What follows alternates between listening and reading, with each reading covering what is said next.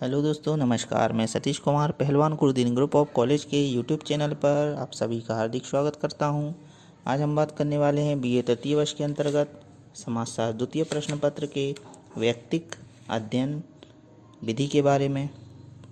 तो अगर अभी तक चैनल सब्सक्राइब नहीं किया है तो कृपया चैनल सब्सक्राइब करें, लाइक करें, कमेंट करें, शेयर करें। नीचे दिए गए बेल आइकन को क्लिक करना ना भूलें ताकि नई नई वीडियो आप तक आसानी से पहुँच सके। शुरू करते हैं दोस्तों। व्यक्तिगत अध्ययन हमारे निरीक्षण को गहन बनाता है, जीवन के अंदर झांकने के लिए अधिक स्पष्ट दृष्टि प्रदान करता है। यह प्रत्यक्ष रूप से व्यवहारों का अध्ययन करता है, न कि अप्रत्यक्ष व अमूर्त साधनों द्वारा। सामाजिक घटनाओं की प्रकृति बहुत जटिल, अस्पष्ट, अमूर्त एवं परिवर्तनशील होती है। भौतिक पदार्थों की संख्यात्मक प्रवृत्ति की अपेक्षा गुणात्मकता सामाजिक घटनाओं की प्रकृति की प्रमुख विशेषता मानी जाती है। इसके अतिरिक्त नित्य नई परिस्थितियां पैदा हुआ करती है जो मानव जीवन पर अपनी अमिट छाप छोड़ती है। मनुष्य समाज की आधारभूत इकाई होता है। वह अन्य सामाजिक प्राणियों की भांति होने वाले एक अलग व्यक्तित्व रखता है। इन सभी जटिलताओं पर से अस्पष्टता का आवरण उसी समय उठाया जा सकता है जबकि इकाइयों का गहन, सूक्ष्म एवं निष्कर्ष अध्ययन किया जा सके। यह अध्ययन व्यक्तिगत अध्ययन प्रणाली की सहायता से ही संभव हो सकता है।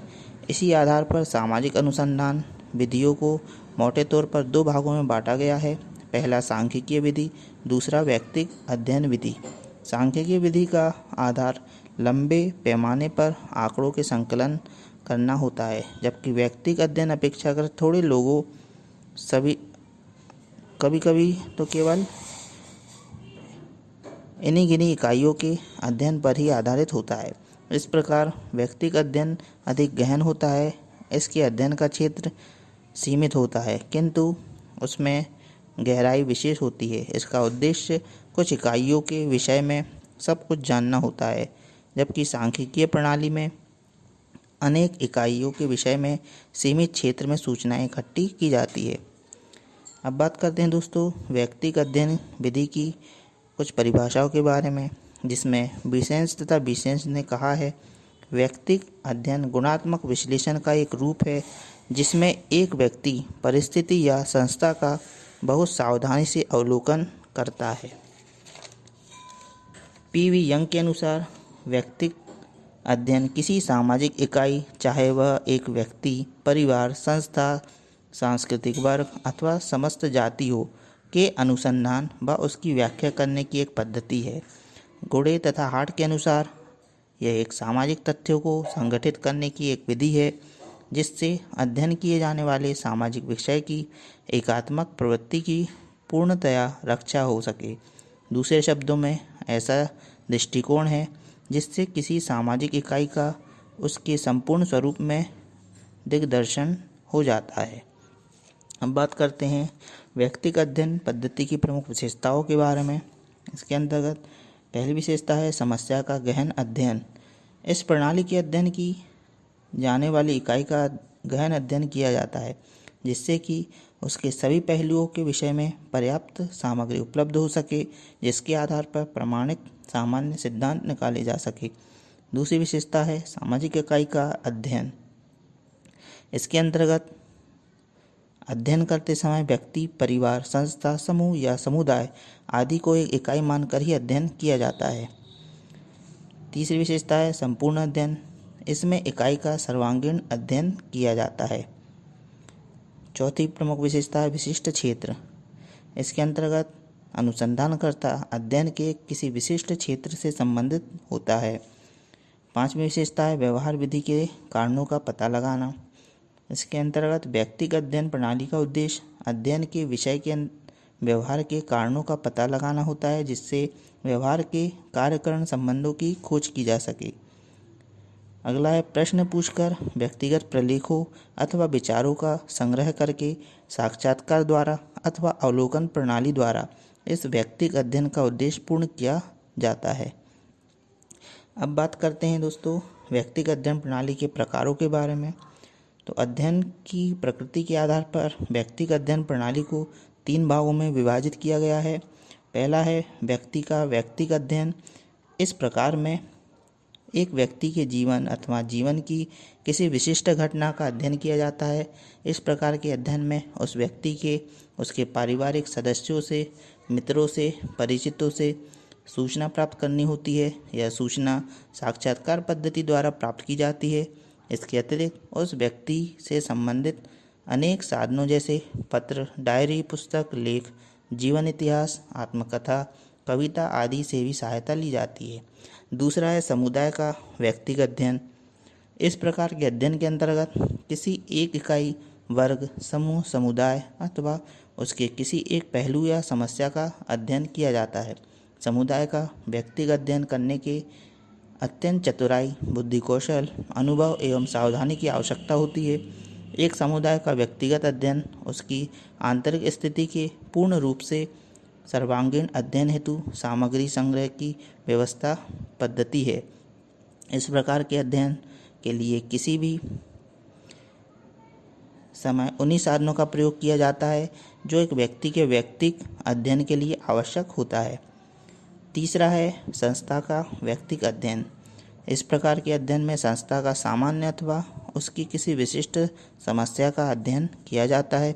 संस्था का अध्ययन करने के लिए उसके विकास, कार्य तथा अध्ययन के लिए भी उन्हीं साधनों का प्रयोग किया जाता है जो व्यक्ति व समुदाय के अध्ययन के लिए प्रयुक्त किए जाते हैं। वर्तमान युग में इस प्रकार के अनेक अध्ययन होते हैं। समाज सुधार के कार्यों में इस प्रकार के अध्ययन का विशेष महत्व होता है। इसका कारण यह है कि संस्थाएं और समुदाय हमारे सामुदायिक जीवन को नियंत्रित करते हैं।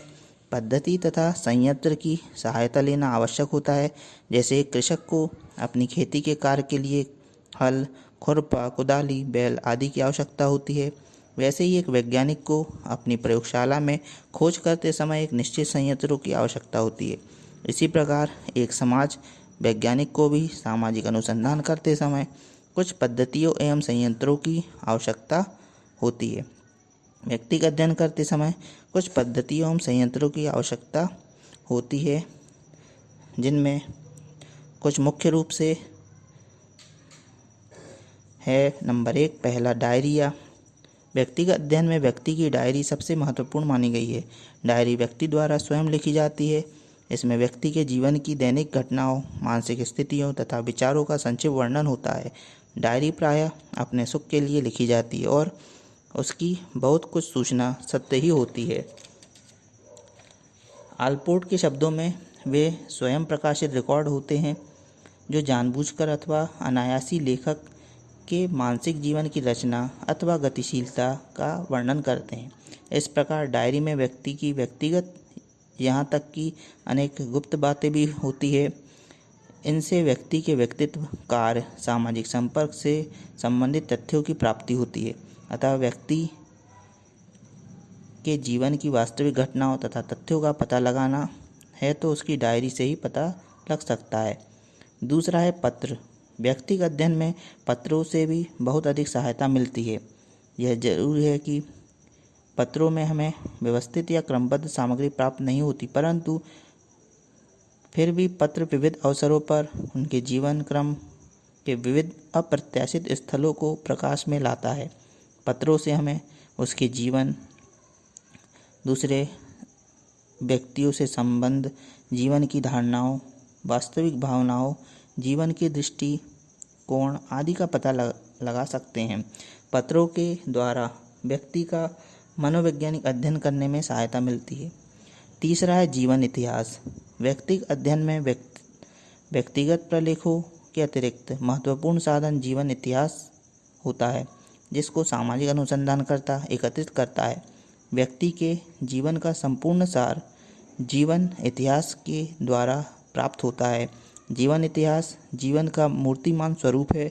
जीवन इतिहास का उद्देश्य व्यक्तिगत अनुभवों का विश्लेषण करना एवं उसके व्यक्तित्व के निर्धारण कारकों पर प्रकाश डालना होता है, जिसके द्वारा उसकी धारणाएं एवं विचार निर्मित होते हैं। इसके बाद आता है अन्य स्रोत।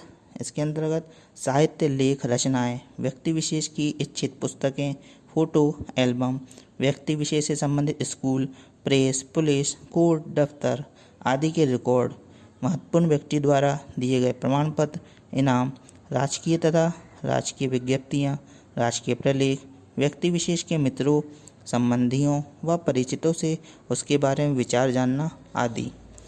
तो देखा दोस्तों, आज हमने बात की व्यक्तिक अध्ययन पद्धति के बारे में, उसके प्रकारों के बारे में, विशेषताओं के बारे में तथा प्रमुख यंत्रों के बारे में। तो आपको वीडियो कैसा लगा कमेंट बॉक्स में अवश्य लिखें। नए वीडियो के साथ मैं आपके समक्ष पुनः उपस्थित होऊंगा। तब तक के लिए नमस्कार, धन्यवाद।